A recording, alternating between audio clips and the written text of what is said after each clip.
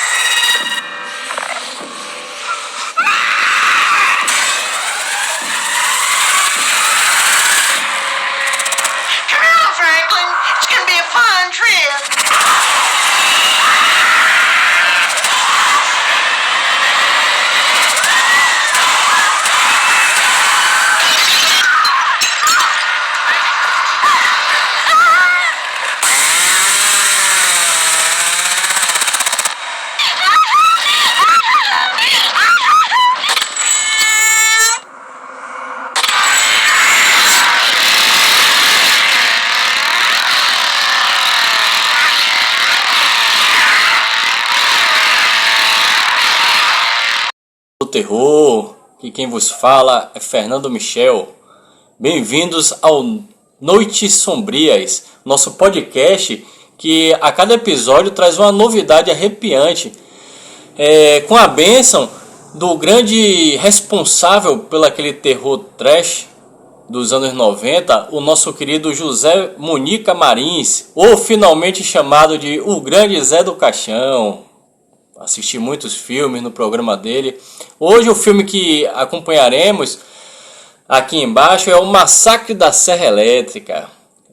Vamos ver também se esse filme é baseado em fatos reais. Ele é um clássico filme de terror lá dos anos 70. O Massacre da Serra Elétrica. Ele acompanha dois irmãos. Esses dois irmãos, ao serem atacados por uma família de canibais, esse ataque lá no Texas, nos Estados Unidos. O Massacre da Serra Elétrica, 1974, inicia-se com a narração apresentando o clássico filme de terror, com a obra baseada em fatos reais. Apesar disso, os eventos do longa-metragem não ocorreram de verdade, embora os cineastas eles se inspiraram em alguns elementos reais para tornar a experiência um pouco mais perturbadora, mais horripilante. A inspiração original dos cineastas Tobe Hooper e Kim Henkel foi a fábula de João e Maria. Olha lá que interessante. Mas ao invés de acompanhar duas crianças gulosas capturadas por uma bruxa, o objetivo dos diretores era apresentar um grupo de alunas rebeldes que encontravam trolls. A ideia foi abandonada. Essa ideia foi substituída pelo personagem Leatherface e pela família canibal, os Sawyers. A máscara feita de pele, a pele das vítimas que ele sempre retira após os massacres, e a casa dos Sawyers cheia de troféus com restos humanos. São uma referência aos crimes de um dos assassinos mais infames da história americana, o Ed Gein. O psicopata, o Ed, ele tinha um histórico de desenterrar cadáveres para criar objetos com partes humanas, além de tentar e criar um traje com vários pedaços de mulheres. Embora a relação entre os crimes, esses crimes hediondos do Ed, com a narrativa do filme do diretor Hooper, admitiu conhecer um médico que, quando na universidade, utilizou a pele de um dos cadáveres estudados para poder criar uma máscara para o Halloween. E esse relato inspirou o diretor para poder criar o disfarce do Leatherface, o assassino. Segundo Henkel, outra influência foi o Elmer Wayne Euler Jr., quem participou de uma série de um serial killer que cometeu diversos crimes, conhecido como Russell Mass Murderers, lá no início dos anos 70. Henley foi um dos principais de Dan Cole nos assassinatos em massa de pelo menos 28 adolescentes. Essas vítimas também foram estupradas e torturadas. Um crime bastante hediondo, mas ao invés de se inspirar nos crimes do assassino, foi a reação de Henley ao ser preso que impressionou o escritor. Kim, ele compartilhou a Texas Monthly em 2014. Ele falou que viu uma reportagem a qual Elmer Wayne estava identificando corpos e as localizações daqueles corpos. Ele falou que viu uma magricela de 17 anos e meio e que estufou o peito e disse: cometi esses crimes e vou me levantar e confessá-lo como um homem. Essa espécie de esquizofrenia moral é algo que ele disse que tentou construir nos personagens. Concluiu palavras dele.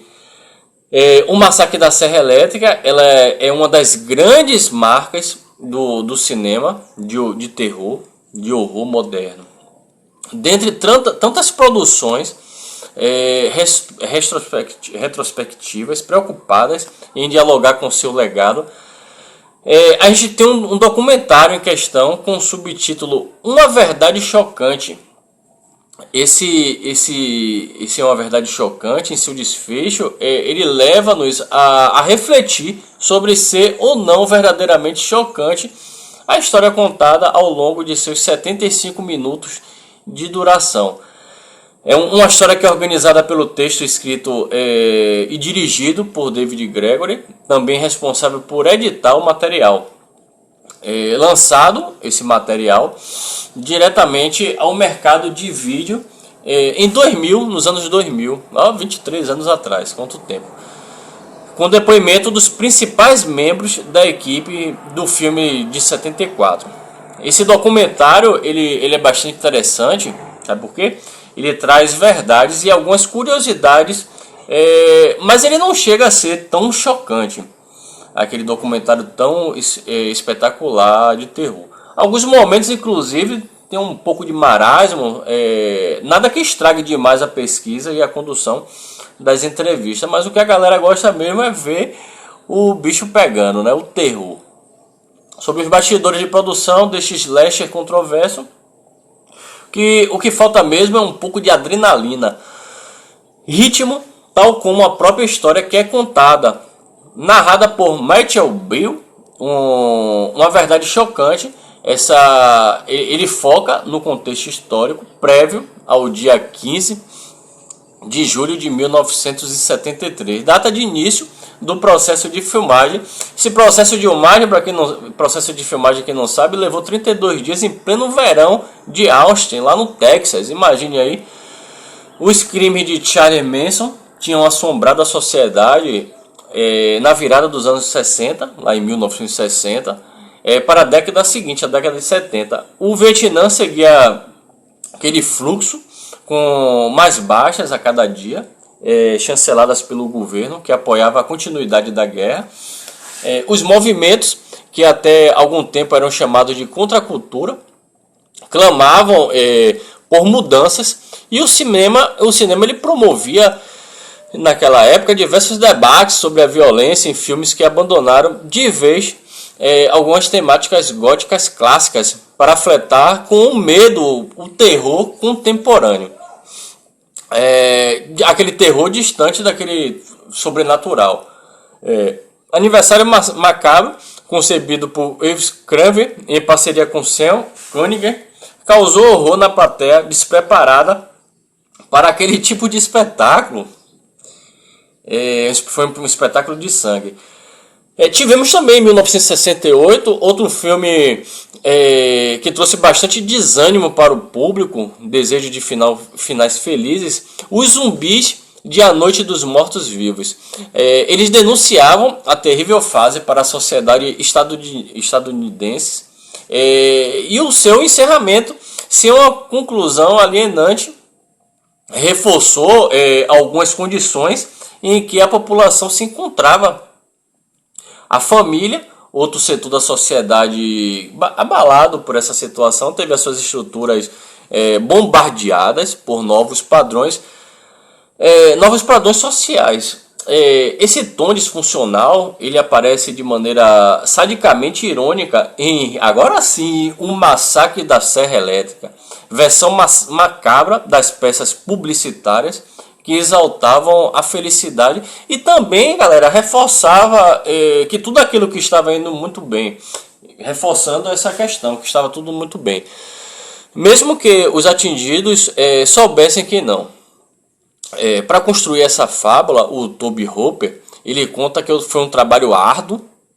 A sua equipe ela trabalhava no mínimo, a galera que não gosta de valorizar, 12 horas por dia, a semana inteira, com depoimentos de Gunnar Hansen e Marilyn Burns.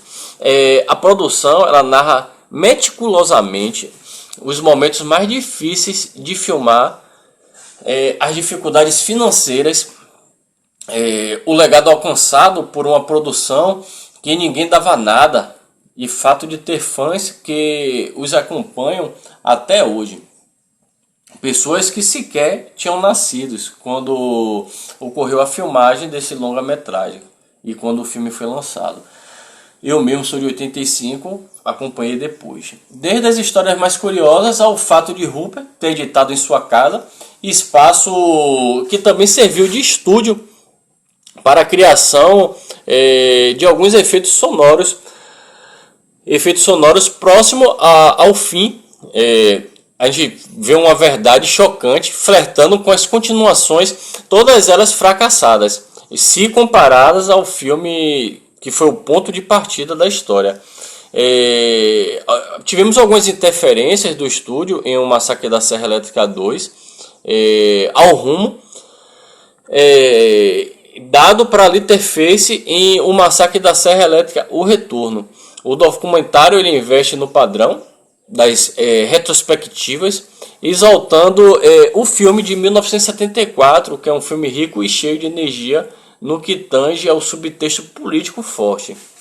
O diretor de arte, o Robert Burns, e o roteirista Kim Henkel, foi responsável pelo roteiro, complementam o painel de depoimentos necessários para tornar essa produção uma boa fonte de informações.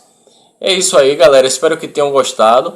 Esse foi o nosso podcast Noites Sombrias. Até a próxima. Vamos pra casa. Piloto automático ativado. Foda-se, Harry. Aí, quer saber? Eu mudei de ideia, na real. Eu moro aqui com você. Vai ser.